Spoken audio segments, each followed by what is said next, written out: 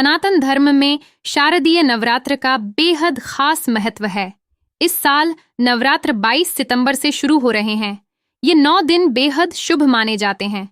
इस दौरान माँ दुर्गा की भक्ति और पूजा करने से मनोकामनाएं जल्दी पूरी होती हैं और घर में सुख समृद्धि बनी रहती है। धार्मिक मान्यताओं के अनुसार नवरात्र में कुछ चीजें घर लाना खास शुभ माना जाता है। पहली चीज, चांदी का सामान। नवरात्र में चांदी की कोई भी चीज खरीदना बहुत शुभ होता है। ये घर में सकारात्मक ऊर्जा लाता है और धन संपत्ति बढ़ाता है।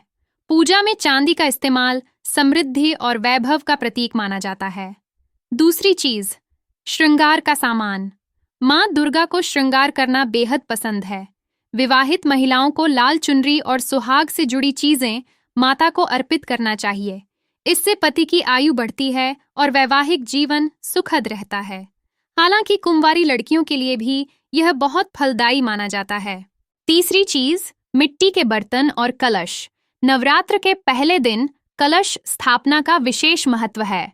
इस कलश के लिए मिट्टी का उपयोग करना पवित्र और शुभ माना जाता है।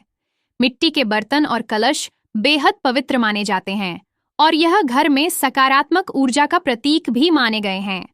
माँ दुर्गा की पूजा के लिए मिट्टी के बर्तन खरीदना और उनका उपयोग करना विशेष रूप से शुभ माना जाता है। चौथा चीज, तुलसी का पौधा। नवरात्र के पावन अवसर पर तुलसी का पौधा घर लाना अत्यंत लाभकारी माना गया है। तुलसी बेहद पवित्र मानी जाती है और इस दौरान इसे घर में लाने से सुख समृद्धि का संचार होता है। तुलसी का पौधा घर में रखने से वातावरण में सकारात्मक ऊर्जा का संचार होता है। पांचवां चीज, मूली या गन्ना।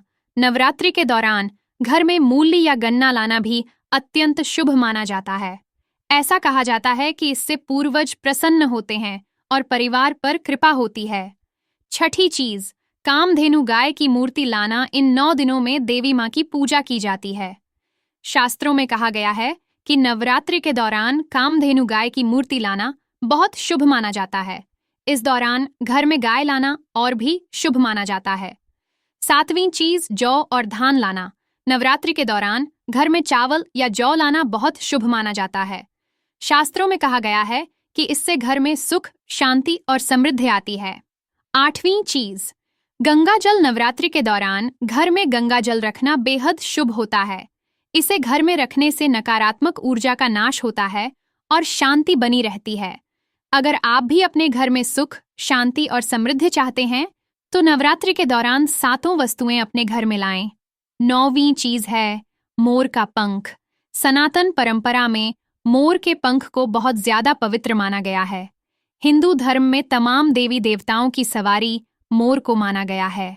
हिंदू मान्यता के अनुसार जहां भगवान गणेश और भगवान कार्तिकेय मोर की सवारी करते हैं, तो वहीं मोर का संबंध माता सरस्वती से भी है।